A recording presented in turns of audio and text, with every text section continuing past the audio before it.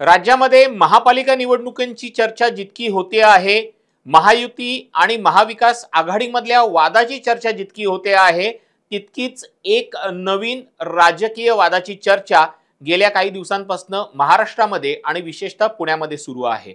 हा वाद आहे शिवसेनेचे रवींद्र धंगेकर विरुद्ध भाजपाचे केंद्रीय राज्यमंत्री मुरलीधर मोहोळ यांच्यातला।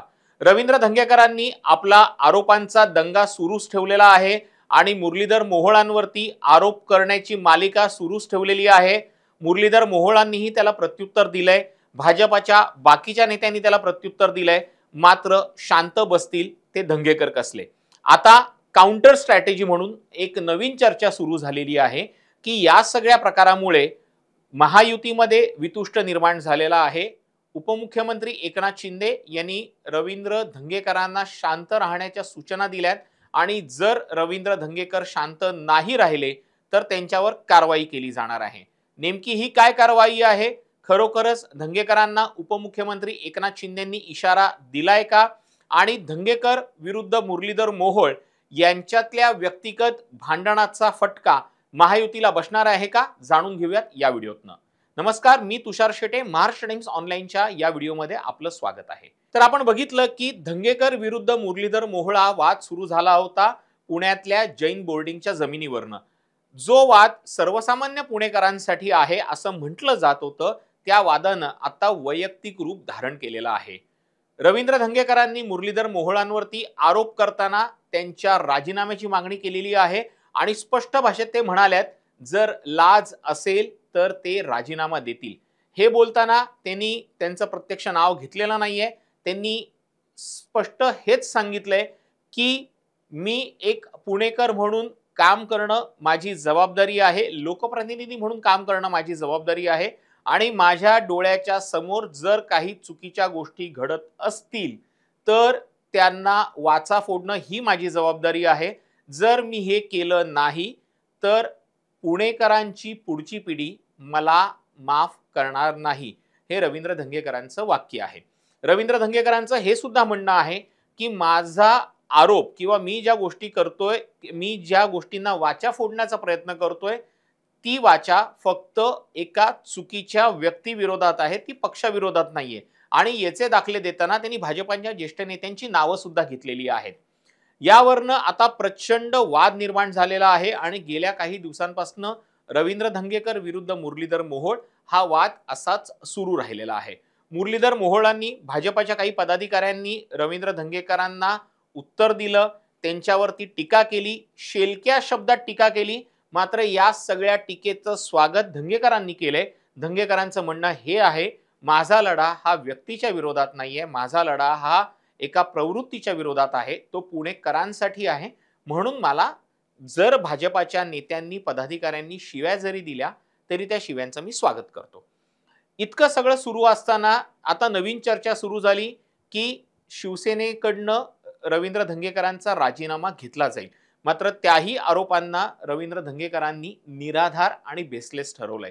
रवींद्र धंगेकरांनी स्पष्ट म्हटलंय की आता पुन्हा एकदा एक मोठा आरोप आणि मोठा खुलासा मी पत्रकार परिषदेत करणार आहे। गुत्तेवाले अड्ड्यावाल्यांचं एक चालू आहे, ते आता तुम्हाला उद्या सविस्तर बोलून। गुत्तेवाले, अड्ड्यावाले, मटक्यावाले सगळे जी जमली संस्कृती ही वाईट प्रवृत्ती आणि त्यांची खोड काय जात नाही आणि त्यांची जी जुनी पाकिटमारीची सवय ती आता या पक्षात रुजवत चालली, ती विकृती थांबण्यासाठी आम्हाला रस्त्यावरून लढावं लागणार। मला हे आता ज्यांनी केले त्याच्यावर उद्या मी बोलणार आहे, त्याच्यासाठी मी एक ट्विट बी केलंय। जे हे चुकीच्या पद्धतीने पसरवतात माध्यमातून त्यांना उत्तर उद्या माझं मिळणार आहे। हे सगळं सुरू असताना धंगेकरांनी निलेश नवलखा बिल्डरचा एक व्हिडिओ त्यांच्या सोशल मीडिया अकाउंटवरती पोस्ट केलाय आणि या व्हिडिओमध्ये निलेश नवलखा या बिल्डरनं थेट रवींद्र धंगेकरांवरती, श्रीनाथ भीमालेंवरती गंभीर आरोप केलेत। नमस्कार, जय जिनेंद्र, मी निलेश नवलखा। आपल्याला माहीतच आहे की मी चित्रपट निर्माता आहे, ऍक्टिव्हिस्ट आहे आणि बांधकाम व्यावसायिक सुद्धा आहे। मी आज आपल्याबरोबर बोलतो आहे तो जैन हॉस्टेल या विषयावर आणि खास करून त्याच्या पुण्याचे खासदार मुरलीधर मोहोळ यांचं नाव आल्यामुळे मी तुमच्याबरोबर हा संवाद साधतो आहे। त्याचं कारण असं आहे की मी स्वतः मुरलीधर मोहोळ यांच्या कृत्याचा एक विक्टिम आहे 2020 साली पुण्याचे महापौर असताना माझं कायदेशीर बांधकाम मुरलीधर मोहोळ यांनी दबाव टाकून बंद पाडला. आज 2025 आहे तरी सुद्धा माझं ते बांधकाम बंद पडलेलं आहे. त्यांच्यामुळे मला अतोनात नुकसान झाले आहे. पण मला असं वाटलं की हा एक अपवाद असेल, निलेश नवलाखा किंवा एका जैन व्यावसायिकाला त्रास देणे हा अपवाद असेल असे मला वाटत होते.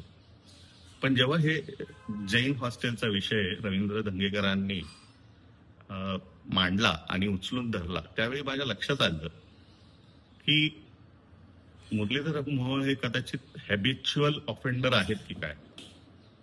कारण जैन हॉस्टेलमध्ये जमिनीचा व्यवहार केला तो एक भाग आहे, परंतु सर्वात जास्त लज्जास्पद गोष्ट ही आहे की तिथे असलेले जैन मंदिर हे सुद्धा गहाण ठेवलं त्यांनी व्यवसायासाठी.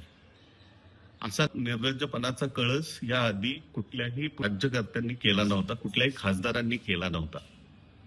त्यामुळे मला असं वाटलं की यावर मी पण माझं मत व्यक्त करावं. माजी आमदार रवींद्र धंगेकर यांनी जे काही मुद्दे मांडलेले आहेत ते अतिशय योग्य, कायदेशीर, बरोबर आहेत. माजी आमदार रवींद्र धंगेकर यांना उत्तर देताना श्रीनाथ भीमाले यांनी अतिशय खालच्या पातळीत जाऊन त्यांच्यावर जी काही भाषेचा वापर केला तो अतिशय चुकीचा व निषेधार्ह आहे. आपल्याला माहितीच आहे जे श्रीनाथ भीमाले आहेत त्यांनी काय काय प्रताप सॅलिसबरी पार्क मध्ये केले आहे, किती जैनांना त्रास तिथं दिला आहे, किती त्यांचे शेकडो तक्रारी तुम्हाला ऐकायला मिळतात तिथे. परंतु ते भाजपचे नेते आहेत. मुरलीधर मोहोळ सुद्धा हे भाजपचे नेते आहेत. आज कोणीही त्यांना काहीही बोललं की ते देशद्रोही होतात, त्यांच्यावर आरोप लावले जातात, त्यांना त्रास दिला जातो, लोक बोलत. पण मला असं वाटलं या प्रकरणात मी बोललं पाहिजे. जे काही मुद्दे रवींद्र धंगेकरांनी मांडलेले आहेत माझे त्याला समर्थन आहे. आणि जे काही गोष्टी त्या भाजपच्या नेत्यांनी इथं चालू आहेत त्या भाजपला जैन समाजाने भरभरून मतदान केलं आहे. हिमालय जिथे राहतात, सॅलिसबरी पार्क असो किंवा पर्वती असो किंवा पुणे असो, पर्वतीमध्ये 1 लाख जैन लोक राहतात आणि भरभरून मते ह्यांना देतात. मला असं वाटतं की भाजपचे काही नेते कृतज्ञ झालेले आहेत आणि त्यांनी जैन समाजाच्याच पाठीत खंजीर खुपसला आहे आणि ह्याचा धडा त्यांना शिकवावाच लागेल. माझे समर्थन रवी धंगेकरांना आहे आणि मी मुरली मोहोळ असो, भीमाले असो यांचा निषेध करतो. जय हिंद, जय महाराष्ट्र. विचार करा की ज्यावेळेला या शहराचा महापौर म्हणून मी तिथं काम करतो तेव्हा या शहरातले नागरिक अनेक वेगवेगळ्या प्रकारच्या समस्या घेऊन माझ्याकडे येतात. बाणेर बालेवाडीतले काही शेतकरी माझ्याकडे त्यावेळेला आले होते.